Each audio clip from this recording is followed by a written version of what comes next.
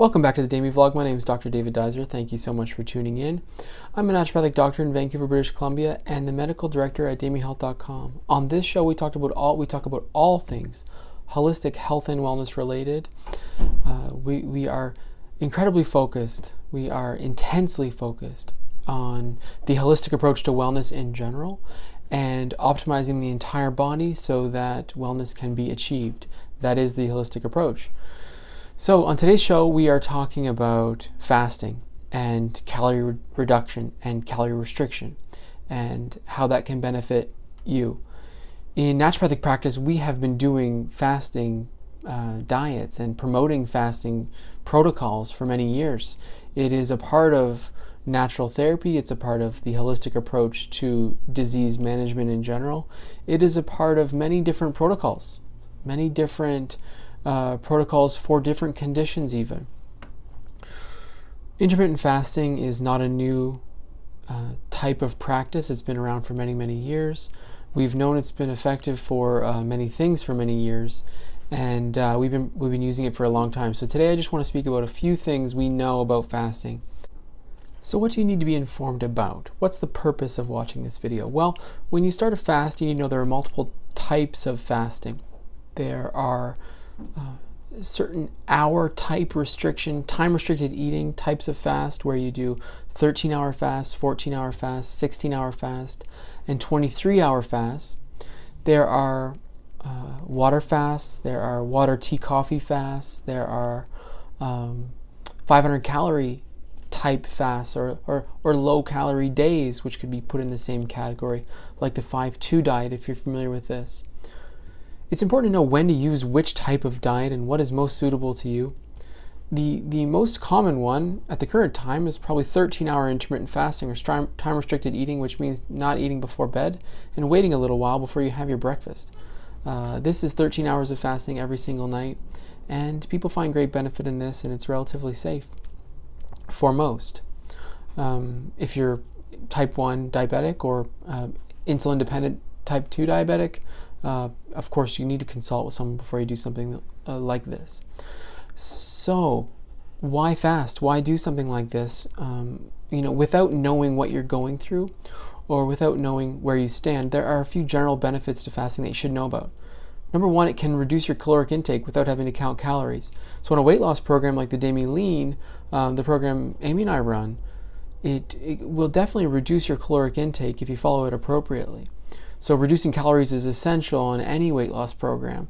And on a holistic weight loss program, we like to not have to count calories. Fasting allows us to not have to count them. So it's good for reducing calories. Number two, it gives your digestive tract a break. Your digestive tract does not have to be so incredibly busy all the time dealing with the burden of some toxic foods that we're exposed to. So your digestive tract gets a significant break. That's number two.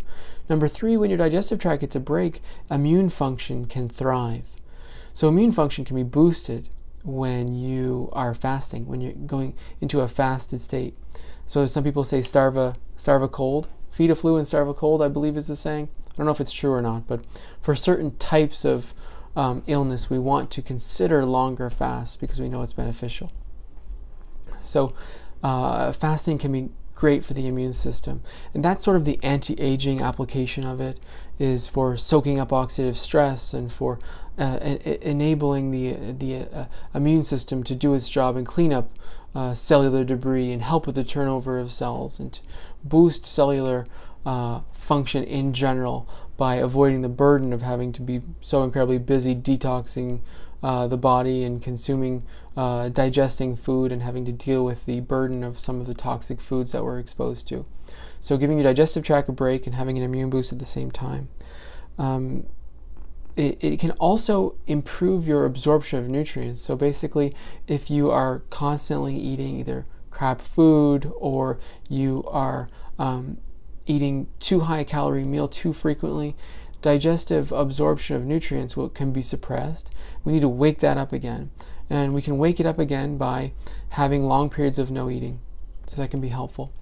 Fasting as well can be really, really good for blood sugar regulation. It can be really good for supporting the healing process from an insulin resistant state So we know that insulin resistance can be minimized when you go through certain fasting protocols. So lots of great benefits of fasting that we have found. In certain situations, we've had to do 23-hour fasts. Some people will go into water fasting clinics. Well, they'll do long water fasts. That's only recommended under strict medical supervision in an outpatient type of setting. Actually, in an inpatient type of setting where you have daily monitoring by a physician, would be long-term water fasts. But 23-hour fasting sometimes can be done at home, and that can be really good as well. That's the 1 meal a day type fasting. So what can negatively affect fasting? It's important to know that when you're doing long fasts, your liver will continue to dump sugar into the bloodstream, and when you're stressed, it will do so even more. It can disrupt some of the benefits of a fast if you're consuming too many stimulants, or if you are severely stressed. So you have to watch out for caffeine consumption and stress during fast, because they can really drain your resources and make you feel unwell. They can also negate some of the positive effects you could get from a fast. So if you're stressed, it's probably not a great time to fast. And if you most likely do not want to consume stimulants during a fast as well, because you lose some of the benefit of fasting on the immune response and on the insulin resistance side of fasting therapy. Finally, those things can disrupt fasting results, but if those things are not happening for you, fasting can be incredibly helpful, not only for weight loss, but for general health. One thing that I like to do is very low calorie days. So I'm on a 13-hour intermittent fasting routine. This is the type of routine we recommend to DAMY Lean members. But I also like to have a very lean day, at least one day a week where it's 500 calories at max. Sometimes I like recommending a liquid day where it's just soups and smoothies on that day. This gives the body that increased time away from food. As long as you can break the fast appropriately, this day can be very beneficial. So finally, let's conclude with how to break a fast. If you're going to do a fasting protocol, whether it be 13-hour intermittent fasting, 14-hour, 16-hour, 23-hour, or a prolonged water fast, or even a low-calorie day, you want to make sure that things don't go off the rails the next morning. You want to make sure that the next morning breakfast or the break fast is a healthy meal in general. You want to have a balanced meal that includes a little bit of protein, fats, green leafy vegetables, some cruciferous vegetables, and if you tolerate sugar well, if you're not doing this for an insulin resistance type of therapy, you want to add some berries into the mix. That should be the next day's breakfast. So something like greens with cruciferous veggies, maybe some hot sauce on top, some eggs, and then even some oils or some nuts and seeds. This could be a great way to break a fast, because you can maintain that ketogenic state. If you're looking to run on ketones for a few hours, you can introduce a little bit of carbohydrate in the form of nuts and seeds and vegetables, but you can maintain the benefits of a very low calorie day by having a well balanced breakfast that includes all food groups, and then a little bit of carbohydrates, usually from berries and vegetables would be the best way to do it. And then that second meal is where you want to have a half-cup cook of carbohydrates. That's kind of the best way to break a fast if you're doing for therapeutic purposes.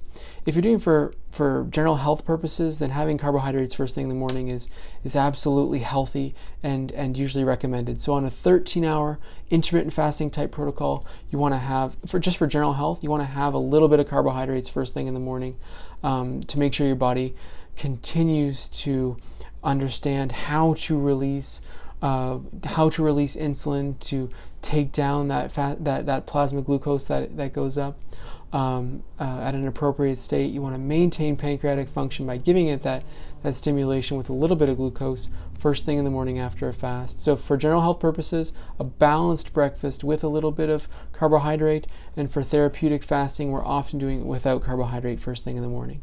So that's just a little bit of information about fasting and how we use it therapeutically versus for overall health purposes.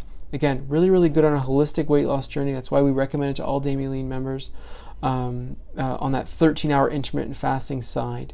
Therapeutically, of course, you need to consult with someone before you do want more of those advanced fasts.